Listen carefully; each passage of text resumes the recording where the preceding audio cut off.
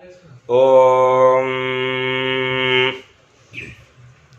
ऋषिरुवाच ॐ देव्या हते तत्र महासुरेन्द्रे सेन्द्राः सुरावह्नि पुरोगमास्ताम् कात्यायनीं तुष्टुवरिष्ठलाभात् विकाशिवक्त्राब्जविकासिताशाः ॐ देवि प्रपन्नातिहरेः प्रसीद प्रसीद मातः जगतोऽखिलस्य प्रसीद विश्वेश्वरि पाहि विश्वं त्वमीश्वरी देवि चराचरस्य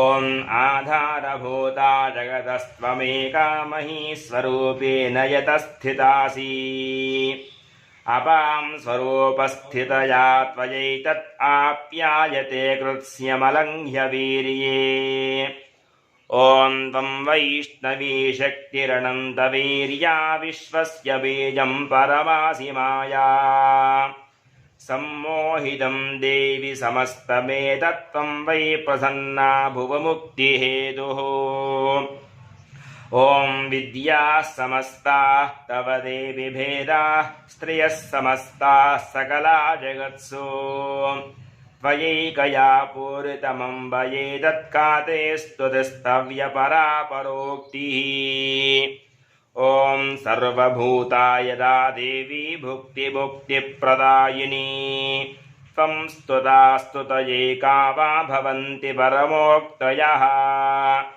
ॐ सर्वस्य बुद्धिरूपेण जनस्य हृदि संस्थिते स्वर्गापवर्गदे देवि नारायणि नमोऽस्तुते ॐ कलाकाष्ठादिरूपेण परिणामप्रदायिनी विश्वस्योपरतौ शक्ते नारायणि नमोऽस्तुते ॐ सर्वमङ्गलमाङ्गल्ये शिवे सर्वार्थसाधके शरण्ये त्र्यम्बके गौरी नारायणि नमोऽस्तुते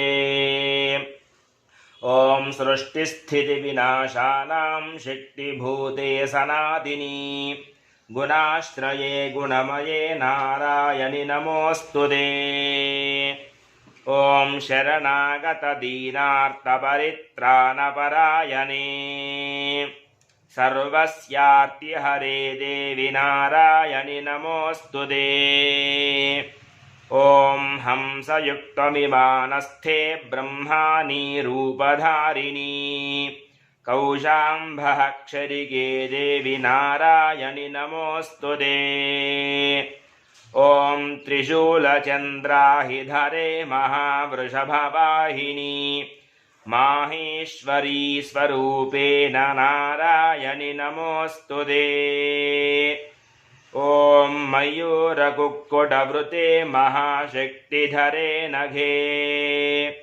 कौमारीरूपसंस्थाने नारायणि नमोऽस्तुते ॐ शङ्खचक्रगदाशार्गगृहीतपरमायुधे प्रसीद वैष्णवीरूपे नारायणि नमोऽस्तुते ॐ गृहीतोऽग्रमहाचक्रे दंष्ट्रोद्धृतवसुन्धरे वाराहरूपिणि शिवे नारायणि नमोऽस्तुते ॐ नृसिंहरूपेणोग्रेण हन्तुं दैत्यान् कृतोद्यमे त्रैलोक्यत्राणसहिते नारायणि नमोऽस्तुते ॐ किरीटिनि महावज्रे सहस्रनयनोज्ज्वले वृत्रप्राणहरे चैन्द्रि नारायणि नमोऽस्तुते ॐ शिवदूतीस्वरूपेण हतदैत्यमहाबले घोररूपे महारावे नारायणि नमोऽस्तुते ॐ दंष्ट्राकरालवदने शिरोमालाविभूषणे चामुण्डे मुण्डमथने नारायणि नमोऽस्तुते ॐ लक्ष्मीलज्जे महाविद्ये श्रद्धे पुष्टिस्वधे ध्रुवे महारात्रि महामाये नारायणि नमोऽस्तुते। ॐ मेधे सरस्वति वरे भूतिभाब्रवीतामसि नियते त्वं प्रसीदेशे नारायणि नमोऽस्तुते।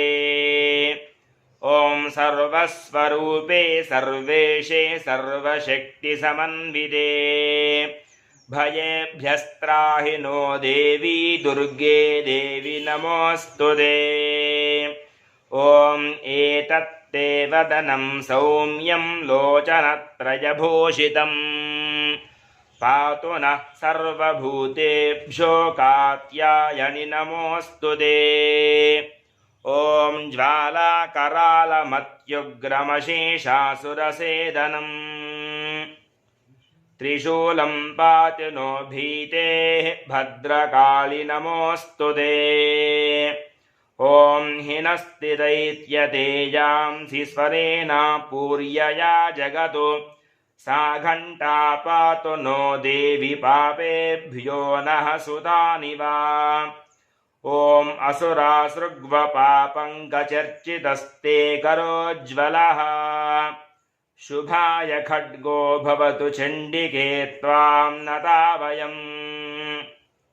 ॐ रोगानशेषानपहंसि तुष्टारुष्टातु कामान् सकलानभीष्टान् त्वामाश्रितानान्न विपन्नराणां त्वामाश्रिता ह्याश्रयतां प्रयान्ति। ॐ एतत्कृतं यत्कदनं द्वयाद्यधर्मद्विषान् देवि महासुराणां रूपैरणैकैः बहुधात्ममूर्तिं कृत्वाम्बिके तत्प्रकरोति कान्या। ॐ विद्यासु शास्त्रेषु विवेकदीपेष्वाद्येषु वाक्येषु च का त्वदन्या। मम त्वगर्तेति महान्धकारे विभ्रामयत्येतदतीव विश्वम्। ॐ रक्षांसि यत्रोग्रविशाश्च नागा यत्रारयो दस्युबलानि यत्र दावानलो यत्र तथाब्धिमध्ये तत्र स्थिता त्वं परिपासि विश्वम्। ॐ विश्वेश्वरे त्वं परिपासि विश्वं विश्वात्मगाधारयसीह विश्वम्। विश्वेशवन्या भवती भवन्ति विश्वाश्रया ये त्वयि भक्तनम्राः। ॐ देवि प्रसीद परिपालय नोरिभीतेः नित्यं यथासुरवधादधुनैव सद्यः पापादि सर्वजगतां प्रशपम्यनयाशु उत्पातपाकजनिताश्च महोपसर्गान्। ॐ प्रणतानां प्रसीद त्वं देवि विश्वार्तिहारिणी त्रैलोक्यवासिनामीड्ये लोकानां वरदा भव। देव्युवाच ॐ वरदाहं सुरगणा वरं यं मनसेच्छथ तं ऋणध्वं प्रयच्छामि जगदामुपकारकम्। देवा ऊचुः ॐ सर्वबाधाप्रशमनं त्रैलोक्यस्याखिलेश्वरि एवमेव त्वया कार्यम् अस्मद्वैरिविनाशनम्। देव्युवाच ॐ वैवस्वतेन्दरे प्राप्ते 28तमे युगे शुम्भो निशुम्भश्चैवान्या उत्पत्स्येत महासुरो। ॐ नन्दगोपगृहे जाता यशोदा गर्भसम्भवा ततस्तौ नाशयिष्यामि विन्ध्याचलनिवासिनी। ॐ पुनरप्यतिरौद्रेण रूपेण पृथिवीतले अवतीर्य हनिष्याम वैप्रचित्तांश्च दानवान्। ॐ भक्षयन्त्याश्च तानुग्रान् वैप्रचित्तान् महासुरान् रक्तादन्ता भविष्यन्ति दाडिमी कुसुमोपमाः। ॐ ततो मां देवताः सर्वे मर्त्यलोके च मानवाः स्तुवन्त्यो व्याहरिष्यन्ति सततं रक्तदन्तिकाम् ॐ भूयश्च शतवार्षिक्याम् अनावृष्ट्यामनम्भसि मुनिभिः संस्तुता भूमौ सम्भविष्याम्ययोनिजा ॐ ततः शतेन नेत्राणां निरीक्षिष्यामि यन्मुनीन् कीर्तयिष्यन्ति मनुजाः शताक्षीमिति मां ततः ॐ ततोऽहमखिलं लोक आत्मदेहसमुद्भवैः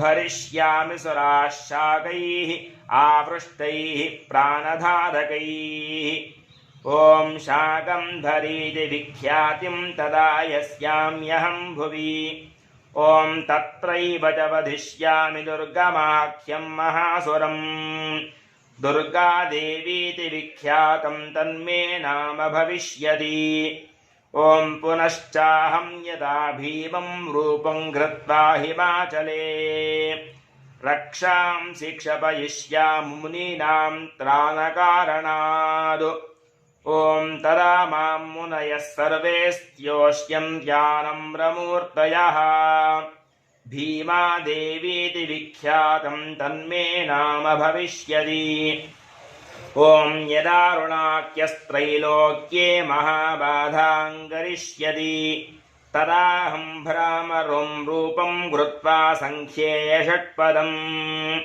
ॐ त्रैलोक्यस्य हितार्थाय वधिष्याम महासुरम् भ्रामरीति च मां लोकाः तदा स्तोष्यन्ति सर्वतः ॐ इत्थं यदा यदा बाधा दानवोत्था भविष्यति तदा तदावतीर्याहं करिष्याम्यदि संशयम् श्रीमार्कण्डेयपुराणे सावर्णिके मन्वन्तरे देवी माहात्म्ये एकादशः जगदम्बार्पणमस्तु।